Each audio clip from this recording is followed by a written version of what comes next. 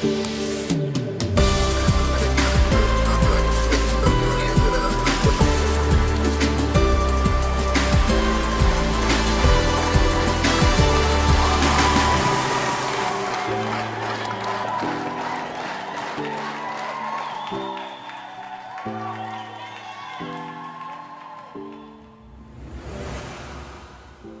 welcome to the second session of day 11 of VID21. My name is Julia Steele, the creator and host.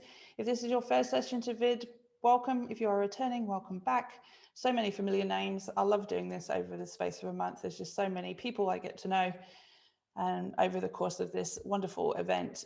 Today we are joined by the wonderful Petra Zink.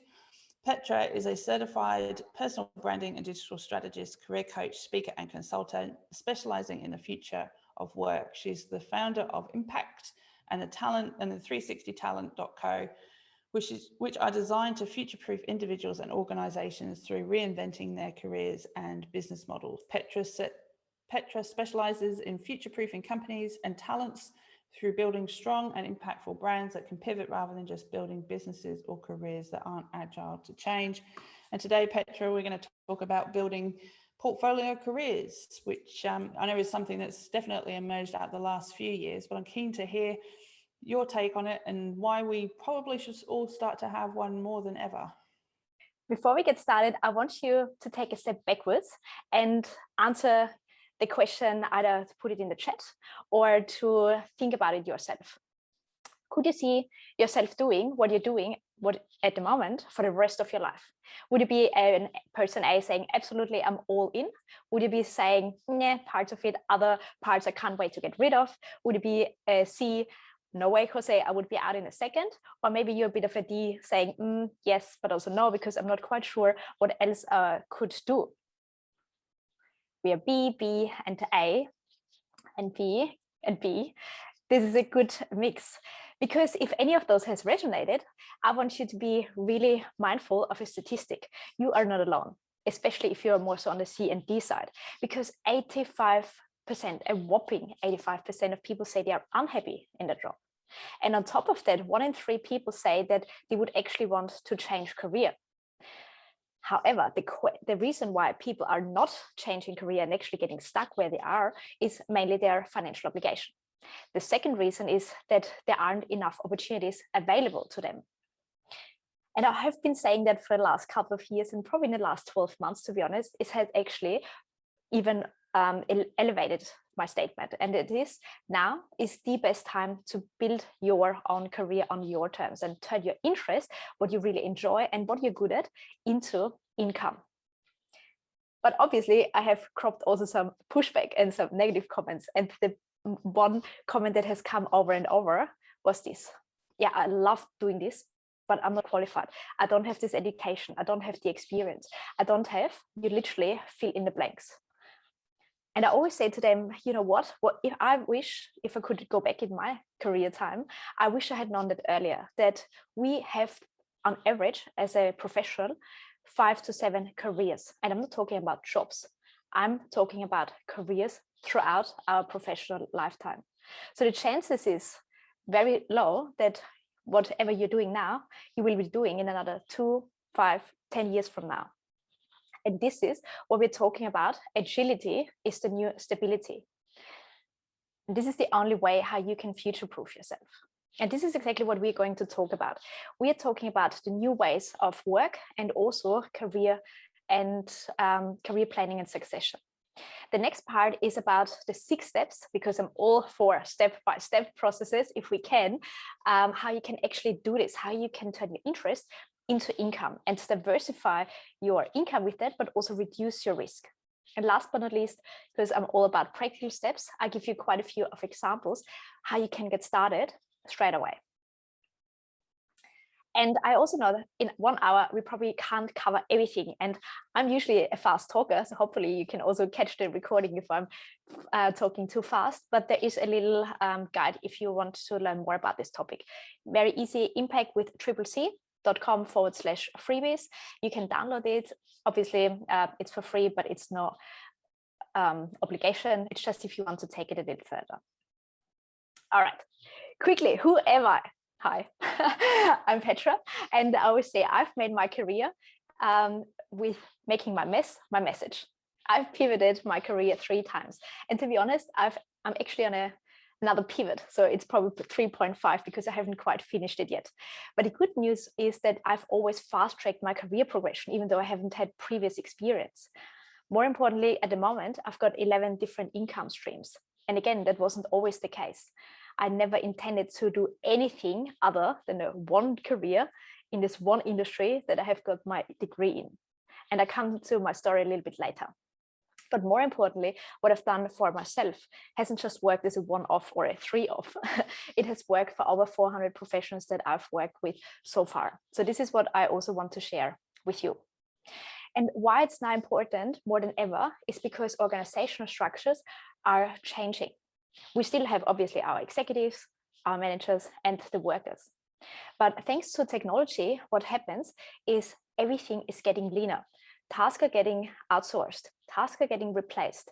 Companies are looking to streamline processes and also improve processes, that certain tasks and workers and human resources are the biggest chunk of expenses can be cut.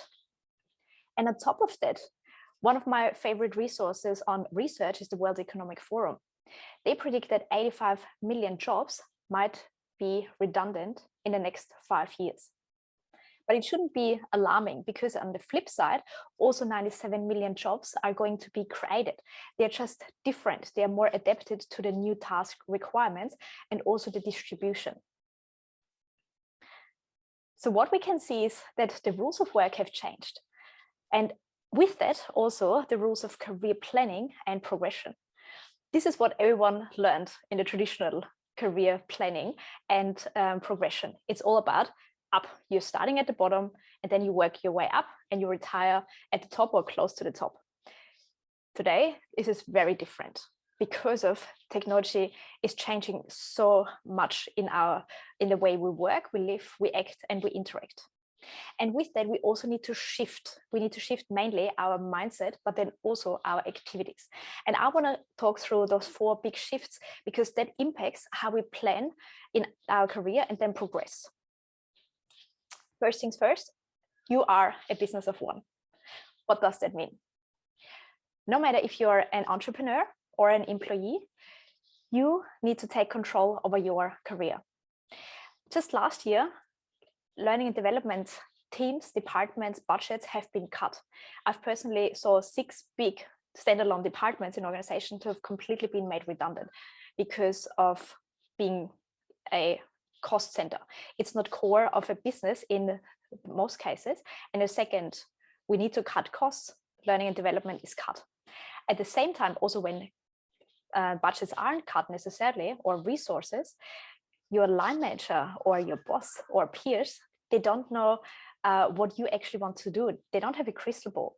So if we are not able to articulate what we actually want and how we can develop in that direction, no one else will do it for us either. So again, you are in the business of one. If you've got a business or you're an employee, you are in control and responsible for this. And to also just give you some perspective, I put a few examples in, and this is literally just from the last 12 months, probably 13 months, from companies and clients that I've worked with. In this case, I always say loyalty only gets you so far. My dad always said, and he's an entrepreneur, you only make sense to a company until you make commercial sense. And I thought, this is a bit rude. You know, everyone likes me. Of course, he will keep me. Well, last year was a prime example that this isn't the case. It was actually one of the 10 biggest employers in Queensland, and these jobs were considered as safe. Now, the team, not just the team, the entire department was made redundant within 8 weeks. The shortest lasting employee has been there for 16 years. The longest standing one, 30 plus years. They have never received any upskilling, education, certifications because they were on a casual contract, because that fit into their lifestyle. And all of a sudden, they had 8 weeks to do something different. Now you can imagine that came as quite of a shock because they didn't know what the real world actually looks like. And this is what I mean with we are the business of one. We can't rely on the most stable and safest jobs or companies to look after us. The world doesn't work like this anymore.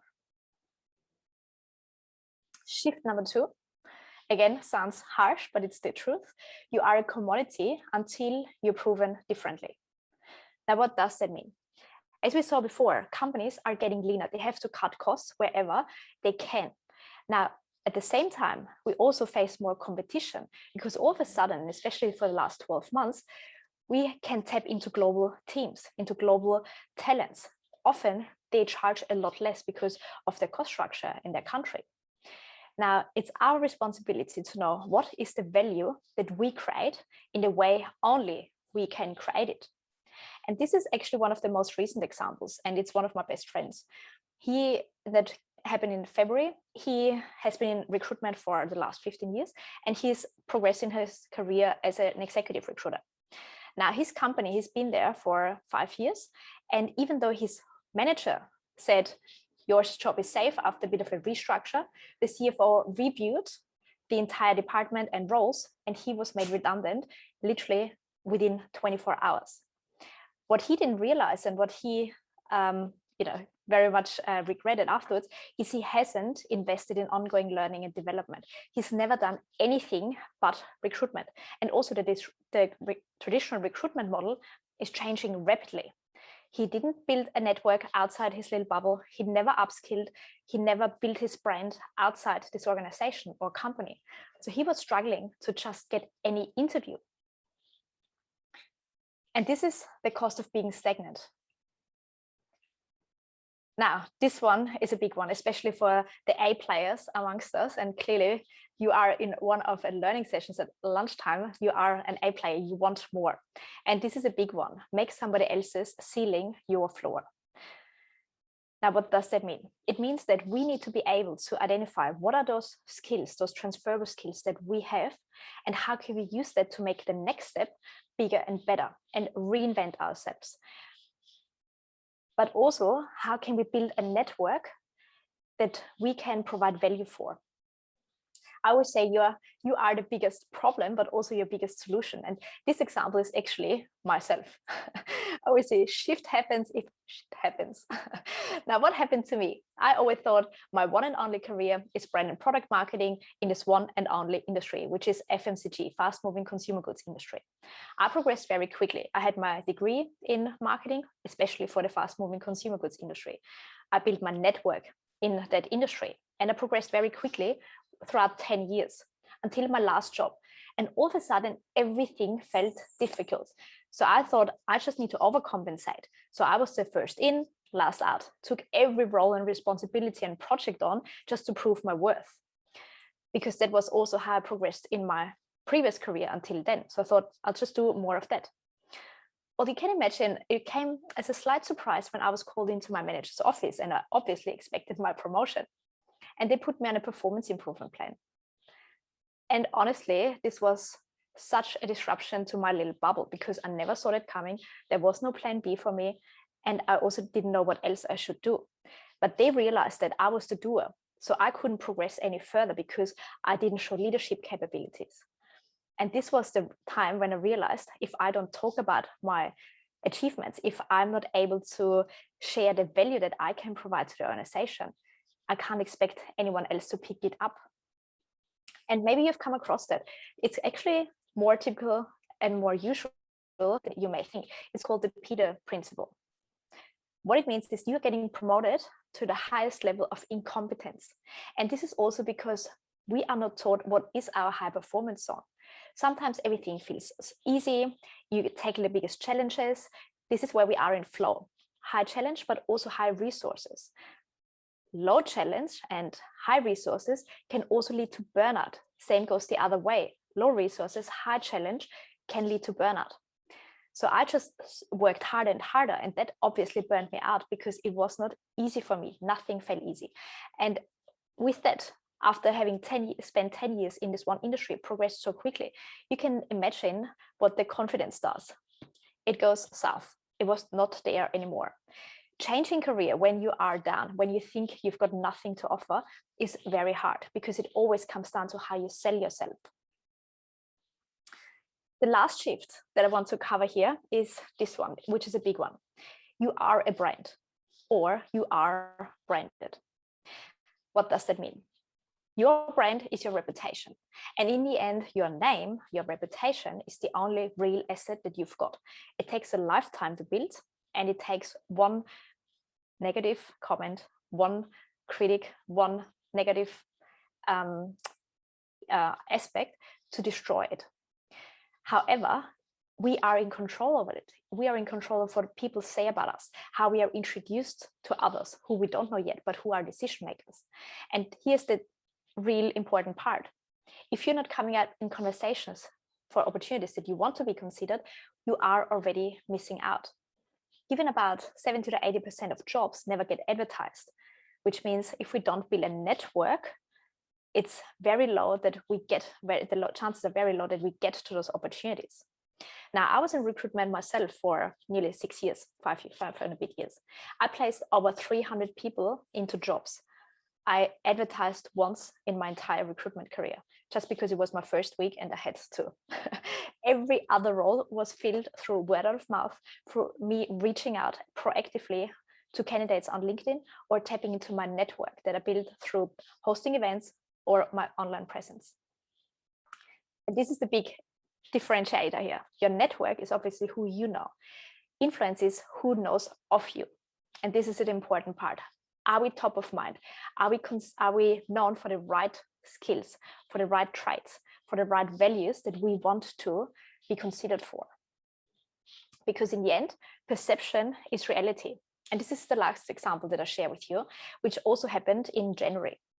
One of my clients is a global software company. It's a leading company. And I was working with their leaders, their tech leaders. Now, this particular person took on more responsibilities, very similar to my situation. He took on more clients and bigger clients, and he took, quote unquote, all the right actions, showing initiative, doing all the right things. However, when we did the 360, because we were talking about how we can build our personal brand inside the organization and also outside, the feedback that came back from senior executive leadership team was that they are the doer. They didn't see the capability to delegate, to enable others to do and be their personal best. And this comes down to perception is reality. The gap between self-perception, how they perceive themselves, to where the others, the decision maker, perceive them. There was such a big gap and they didn't realize that. And again, it comes down to self-awareness. Doer versus leader. Being the best gets you so far. Enabling others to be their best, this is where true leadership comes in. Something that isn't part of traditional curriculum, but it's so important. And here's the overall learning. Opportunities, successful careers and successful businesses, they don't just happen. They are created very purposefully. How are we going to do this? It's about very easily matching opportunities with reality, with the market demand. And there are plenty of opportunities out there. It doesn't mean that we have to pursue all of them, just the right ones. And this is where the concept of a portfolio career comes in. In very layman's term, what it means is that you or a person pursues multiple engagements, not necessarily employed. It could be casual, it could be as a freelancer, it could be part-time, it simply could be on a project base. The biggest benefit is it reduces risks, because when a company, an industry, a profession is not in demand anymore, we still have other outlets and other ways to go. Last year, especially, that came as a blessing to me. I run 2 businesses. My B2B, the 360 Talent Co, everything was literally cancelled overnight, from speaking engagements to workshops, leadership retreats, coachings, you name it, everything was cancelled for the next 8 months that we have already planned. Now, thankfully, I had another few income streams that I then developed and built out further. What it means, I reduced my risk and diversified my income. Just as an overarching idea, what are the biggest benefits in a nutshell? It helps you to build a diverse skill set. So when we said before, one of the biggest reasons people don't want to change their career, say, I don't have the experience, I don't have the skill sets, I don't have the industry background. By tapping into different engagements, you are already working across different industries, different environments. This is already what helps you to claim your stake that you've got what it takes to succeed in this career or professional industry that you want to get into. At the same time, it also builds this diverse network. I always say your network is your net worth, but your diverse network is your next career opportunity, simply because of the fact most opportunities are word of mouth marketed. So you want to come up in those conversations. And what I also really love, because I'm a multi-passionate person, is that you can tiptoe into different opportunities. Pivoting doesn't mean that you have to go all in.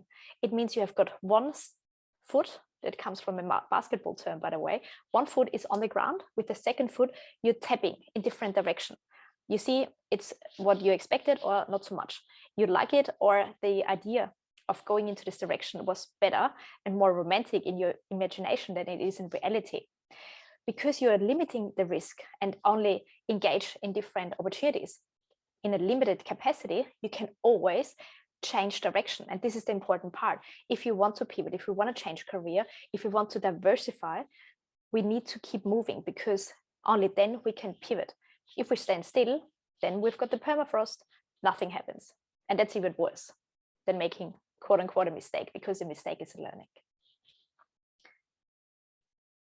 Now, how do we create opportunities? Again, it comes all down to us identifying what can we bring and how can we match it with what the market is actually looking for. And we're looking at three major components. First, what are the skills that I want to focus on? And this is a big focus here. What do we want to do, not what we can do? There is the curse of competence. I'm sure some of you have either experienced it or have heard of it. It's simply a skill set that you have honed in on, that you're really good at, everyone knows you for, but it drains you. You hate doing it. But because you are very proficient in doing it, and you've also built your career or your reputation around it, everyone comes to you for. When we build our portfolio career, especially, we want to focus on only those skills that energize us, that we enjoy doing, that we could do 24/7, even without getting paid. And we want to be very selective with those skills. Then we also want to see what are the qualities and the results that I've brought previously. What kind of target audience was it? What kind of setting? What kind of industry was it in? And what do I want to focus on that? I was in fast-moving consumer goods. I was in recruitment. I also did a lot of personal training and group fitness instructor engagements. What the common theme there was: fast-paced. Everything is fast-paced. Nothing stands still. Everything changes on all the time. These are qualities that I strive in. I hate doing the same thing over and over. If I'm going into a role where I know exactly what I'm doing tomorrow and next week and in 12 months' time, I would be bored to death. Nothing bad. It's just coming down to your personality and what you actually want. This is why I would always say career by design. And last but not least, it's also looking into values. What's important to you? One of my clients always said family is first, but he was working 6 days a week, 15 hours for most days. And where we could still travel, he was traveling for 3 to 4 days a week. Now, clearly, his personal value to reality constantly clashed. If we're not living in accordance to our values, to what's important for us, and make time for that, that also can lead to burnout. And often we don't even realize it. We identify we've got this amazing job, we've got this amazing remuneration, we've got this amazing, you name it, and still I hate what I'm doing. It's simply because there's not a value alignment. Now, once we know that, we can then see what does the market actually want. What are the sectors that would resonate with what we've got to give? Then we drill down a little bit further. What are the jobs in those sectors or industries that would be available? And also, a little bit further down, more in detail, who are companies? What are the companies who would be hiring? And this is where we can map out a little bit of an opportunity map for us. I always say this is all too exhausting. I don't even know where to start. Then I want you to take a step back and realize that there are so many ways to build your own portfolio career. And I did all of them. Let's just start with moonlighting. I did that when I was still in corporate, but I knew I wanted to do something different. And I wasn't quite sure what it was, but I just worked on it when I came home, usually from 8 to midnight during the week and then on weekends. It was quite an intense time, to say the least, but this is how I did my market research, how I upskilled, how I just, exposed myself to different industries. Rejigging could be another way how you can actually fit it in, which means how can you create and make some time? We don't find time, we make time to work on something, a project, a skill set, an experience, whatever it might be. If you've got 2 hours on a Sunday, this is your time. If we have got flexible work arrangements, how can we fit it in there? Maybe we can even do a 9 days, a fortnight to have this one day dedicated to this project or a skill that we want to develop. Part-timing, and don't just think 20 hours here, 20 hours there. It could be literally a 12 hours here, a few hours casual contract here. There are different ways how we can actually go about. And what I've seen, especially over the last 12 months, companies are hiring more contractors and casual workers because of the reduced risk and also less overheads than full-time employees. So it's always coming down to also the negotiation. What is it that you want that fits into your lifestyle? Seasonal, this is actually how I started. I had to work with my dad in his company in the school holidays. Then on top of that, at the moment, I'm also teaching at universities and at TAFEs. This is seasonal. It's only during school terms. The other months are off. That could be another way. And last but not least, freelancing, that you don't necessarily have to have your own Australian business number or your own business set up, but you can freelance to peers, to previous bosses, to friends, you name it. And there's probably another few options in between that fits into your lifestyle. And this is where we want to talk a little bit more into detail how we can actually go about it. First, we want to identify what is the goal, because it's quite different if I want to progress in my current industry or my current profession, or I want to start completely new, because one is a skill development and fast tracking your skill development. The other one is basically building it up.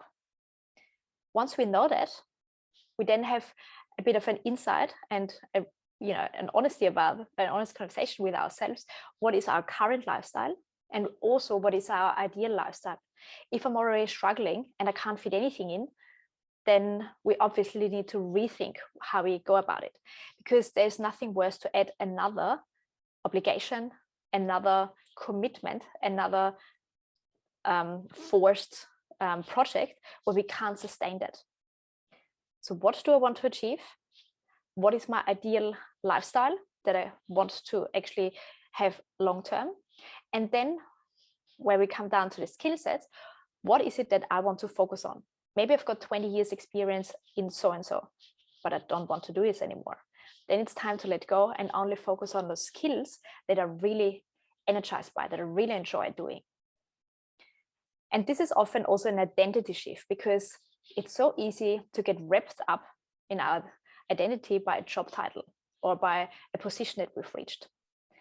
However, in the future of work, this is not necessary to progress in your career. The fourth step is about gaining insights and not information. What does that mean? We can do all the desk research in this world, which is obviously where we start, just to get a little bit of an idea what's out there. But then we want to take it a step further. We want to connect with people who already live the portfolio career that we want, who are already in the company that we want to get into, who are already established in the industry that we're interested in. This is all about the proximity principle. We want to have firsthand insights, what it's actually like to be there. And sometimes simply following those people on social media, for example, can give us a really good idea what it's like. Because there's nothing worse than having this amazing idea of what it would be, and then you go all in, and then reality, different story. So many of my clients want to become speakers, which is awesome, but they don't necessarily want to take, I would say, the shit sandwich that comes with it, because there's a lot of rehearsing, there's a lot of rejections of not getting chosen as a speaker, there's a lot of changing, there's a lot of pitching, there's a lot of listening to your own speech, rejigging, redoing, recording. So much work is going in to actually get there, and hardly anyone is that committed to make this leap. So this is why it's so important to have really good insights what it's like to be in this area and not just thinking about it. Marie Forleo always says clarity comes through action, and this is exactly what it's all about. Then it's time to actually put it into reality, and this is starting those little pilot projects. When we say I want to become a speaker, well, let's pitch to a local meetup group, for example, to be a guest speaker, even on a panel. It could also be to host a lunch and learn session in our own company and educate another department of what our department is doing. It could be to apply for a guest speaking slot at an industry association that we are part of. It's coming down to taking this first step. It could be literally a one-off engagement. It could also starting to talk at universities for career fairs and so forth. This is where I started. I did a lot of speaking engagements at different universities. And I thought, I actually quite like it. I still have a long way to go to actually become a professional speaker, but this is exactly what it takes. Repetition. And last but not least, once we have a good idea, once we've done it a few times, once we've gained some really good insights, not just information, also the hands-on experience, it's then time to fast track it. Then we want to build a brand around it, which means sharing content around this area of expertise or this industry that we want to be associated with, hosting more events, attending more events, connecting with more industry insiders. This is literally how we can then take it further. And this is so important, especially this day and age. It's all a personal branded world, which means how can you tell your story? How can you connect the dots? How can you make sense out of your journey so that it resonates with others? When we say we've worked in this industry, have done this and that, and there's no common thread, and there's no, this is why, what I can do for you is why, people can't pick that up. And there's a saying, if you can't make sense, if you confuse, you lose. This is also what happens with our career journey. If we can't connect the dots, if we can't make sense, if we can't make it very clear what we've got based on our experience and background to what we can bring to this next step that we want to get into, we've probably lost already, no matter how good we are. And as I said, last but not least, I've got a few ideas how we can get started straight away. You can pick one, you can pick a few, you can pick none of them. It depends what is it that you want to get into. First, if you're interested to get into a completely new industry or profession, the easiest way is to start talking or to start writing about it. It's so easy these days, especially on LinkedIn, this is where I live, by the way, to just share a short form update. It could be a summary of a book that you're reading about this topic or industry. It could be a collection of resources that you are researching, for example. It could be takeouts from a podcast that you were listening to, and also using the same hashtags that you want to be associated with. This is the first start. Even talking to a friend, talking amongst your peers, what you want to do is already the first step, because we can't expect that others read our minds. A super easy way, and again, I've done that especially at the beginning, is a hosted lunch and learn sessions. I knew I was interested in personal branding, but this wasn't my background. So what I did is I literally connected with people who were already established, got them in to be a guest speaker, and I learned from them. And then we hosted events together. I took a little part, they did the main part. And then slowly but surely, I hosted my own events and did my own content. But it didn't happen overnight. So we can take those little steps, and it can literally start inside an organization, inside an industry association. It doesn't need to be external straight away. Interviewing leaders in one or another way.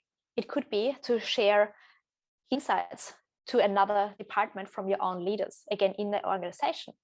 It could be to reach out to industry leaders and share that on LinkedIn as a YouTube video. It could be a literally 3 to 5 minute series. Could be a podcast. How can we get in front of those people? And by giving them the stage, basically, and interviewing them, you can also learn a ton. Proximity principle, again, this is key. Ken Coleman, if you haven't heard about him, he's all about the proximity principle. And he talks exactly about the power of being close to people that you aspire to be. We can also start freelancing and share the world this way, online and offline, which means people who are already looking for your skill set, how can we re-establish the connection, the relationship, and say, actually, I'm writing also now outside my role. I'm also doing speaking engagements outside my job. We can also get onto, Fiverr or any sharing platforms where we can actually pitch our services. Big thing is collaborating with others. What is your skill set and what other skill set can complement what you've got to offer? What service or product is used prior to yours and after? How can we create a one-stop shop, a convenience place for our ideal audience and offer this? And of course, a really easy way to get started right away is to volunteer. It might be that you want to get more in the non-for-profit space. They always look for volunteers and extra skill sets. It could also be volunteering in another department because we're interested to change direction. Whatever it might be, it's taking the first step. I also have seen a few questions, which I'll come back in a second, because this is also what I want to highlight. When I say it's so easy, why do so few people actually do it? And I wish there was just one reason, but there are actually quite a few why people get stuck. The biggest mistake is that people take action without clarity. They just run as quickly as they possibly can, but they don't know what they actually want to do. They don't know what their real strengths are. They're not quite sure what energizes them. They just run based on what others said, what others are doing. A big struggle is also not knowing their point of difference. And as I said before, if we are not confident about what we've got to offer, people are not confident about us either, that we are the best for what they're looking for. Everyone is buying into our competence, but more so in our confidence. So being clear, what is the result that I've brought over and over? What I've been recognized for? What people do come to me for? This is already a really good indicator of your point of differentiation. The next part is about not being proactive with market research and also market yourself online and offline, which means talking about projects that we've tackled, that we're in the midst of, that we have already achieved and accomplished, or speaking engagements. It might be in the smallest group, it doesn't matter. It's about bringing people on the journey, showing behind the scenes, showing what we are up to. This is what people are really interested in and also connects them with each other. And this is when I say we need to build our personal brand portfolio. Career story is exactly what that is. Making sense of our journey. Connecting the dots for others, why we make this pivot, why we go into this direction, rather than doing it everything hush behind the scenes and nobody knows about it. And then we're coming out and say, this is it, this is the final product, and nobody's interested or nobody takes you serious because we haven't actually taken people on the journey with us. Couple more. Diverse network. I said it before and I'll say it again. Diverse network is so important because people know people. And even you might not know the exact decision maker, the people might know of those decision makers. They can open the doors, they can make introductions, they can refer people. And it can literally start within your family. You don't know who your brother, your sister, your cousin is connected to, who then could open doors, who can then make introductions. And word of mouth marketing is still the most powerful marketing that will ever exist because we trust this person when they refer somebody or introduce us to someone. Now, maybe there is another person guilty as I am. I just thought, I just need to have another degree. I just go back to university. I just add this. But this is a procrastination, actually the prime example of procrastination. So many of my clients, they think I just need to get an MBA and then I get into the C-suite. No, why would that be? If we've never managed teams, if we don't have the hands-on experience, the best MBA in this world doesn't do it either. It doesn't cut it anymore. The question is, do we really need a degree? In some cases, yes. In most cases, it's the practical experience. And this comes down to, again, building this portfolio career. If I say I'm lacking leadership skills, but I definitely want to get into leadership positions, can I coach a basketball team? This is leadership. Can I be the project leader for a non-for-profit? This is leadership. Everything that you go first and take the initiative before somebody else tells you, this is leadership. We don't need to have a title. We don't even need to be paid for to be able to say we've got this experience. This comes down to knowing what you want, what the skills are that you want to hone in on, and then using those pilot projects to making sure it's actually the right thing that we want to get into. And the last one that I want to mention here is trying to figure it out. It sounds so simple, but so many to say, oh, I just need to have a little bit more experience here. I just need to do this degree here. Or this person has done it, I'll do it the same way. It's so hard. It's so freaking hard. And I always say, when you are in the jar, you can't read the label. And we are so close to our own good. We are too close to what makes us different and to our strength, because it's natural to us. We think everyone knows what we know. Everyone thinks it's easy what we do, but it isn't. This is where you are in your high performance zone. This is where things just fly. This is where you're in flow state. This is where you produce the best results, not just good results, the best results, whilst not getting tired or exhausted by it, but you're actually getting energized by doing it. Now, let me quickly come to some of the questions and the comments. Traumatic experience. Honestly, when you don't see it coming, any change is traumatic. So the best way to prepare is build the roof before it rains. So even if you're super happy and you never think anything would change in your situation, why not try it anyway?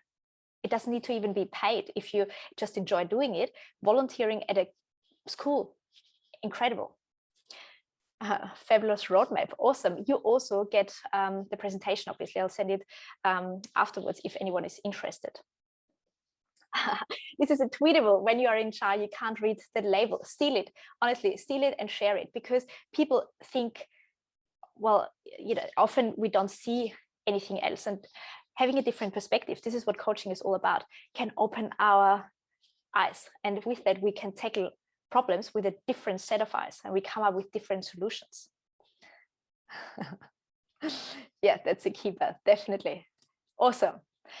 Now on to the last little part here, and then we have some time for Q&A, right on time. This is a big part. You can't make progress without making decisions. What it means is, if we want to change results, we need to change our actions, and to change our actions, we have to change our beliefs. And beliefs are thoughts thought over and over. If we say, but I can't, I don't have the experience here, I'm too young, I'm too old, I'm too experienced, I'm not experienced enough. This is what turns into a belief. And that is what holds us back. So we're not taking the action. We're not reaching out. We are not just saying, you know what, I have no idea how to do it, but I'll do it. I'll figure it out as I'm going. This is exactly what the future of work requires. It's more fluid. It's faster changing. Whatever comes next, we don't know yet. Nobody knows. But saying yes based on the skill sets and based on your strengths that you've had previously, this is what you can rely on. And one of the tests that I absolutely love, that I always do with my coaching clients, is the brand archetype test. This is, just Google it. There are free tests out there. It shows your DNA. What is it that you're naturally drawn to and energized by? For example, the first 10 years in my career were so easy because I'm a magician. It's easy to come up with new ideas, with new concepts. Also in my business, I'm already in 2036, and then I realized, oh damn, it's only 2021. There's a little bit of a gap. So what I need to do, because I'm the visionary, I need to surround myself with implementers and creators who can literally take my vision and put it into reality. Because the best ideas, without the implementation, they're worthless. But just implementing and doing the same thing without having a longer vision and see what's next, this is what holds us back and makes us stand still. So this is where it comes down to knowing what you're good at, what you strive in, what you can bring to the table, and who do you need to surround yourself with to complement your strength and also complement your weaknesses, because this is how we can change the results. If we want to become a speaker, if we want to step up as a leader, if we want to start in a completely new industry, It comes down to the actions we take and the beliefs we've got about ourselves and about the world. Now, this is the last bit to finish it off. How do we actually get this clarity or create this success? It starts with clarity about you, what you can bring to a table. Because once you are so clear what makes you different, you've got all the confidence that you need to take the next step. Then it's also about gaining the right market insights. Because if you take the first step before anyone else tells you, this is leadership. Connecting the dots, learning how to market and sell yourself is a key skill, because we have to change careers more often. We have to face different decision makers more often. So how can we connect the dots and tell a story in a way that resonates and it totally makes sense? Again, what a big gap here is, people on LinkedIn especially focus on telling their past story and where they're currently at. They're not focusing on the future. So of course they are getting put in the box where they are now, because this is what makes sense to the decision maker. They may be a business analyst, they may be a project manager, but they actually want to become a project director or a leader or a speaker or an educator, but they're not connecting the dots here. So of course they're getting approached with those opportunities where they are at the moment. And this is also the communication piece. In a second, I can introduce myself properly. I can make sense. I can pick up on communication from my decision maker and can use words that resonate with them. I have got the influence about the decision that they are going to make. And the last part is fast tracking your progression through building a brand. And that could be literally sharing content, connecting with people, connecting others with each other, being a podcast host, speaking at conferences and events, but also inside your organization. So don't always think personal branding is all about being, Insta famous. I'm completely against that. I'm not looking at vanity metrics, the numbers of likes and all of that. It doesn't matter. Again, especially on LinkedIn, so many decision makers will never, ever, and ever engage with your content. It doesn't mean that they don't see it. Based on what they see, this is what they perceive about you. And perception is reality. So the question is, how are we perceived? Are we positioning ourselves the right way for what's next and making sense out of the different engagements that we've got? All right. Last part, your secret sauce, because it all starts there.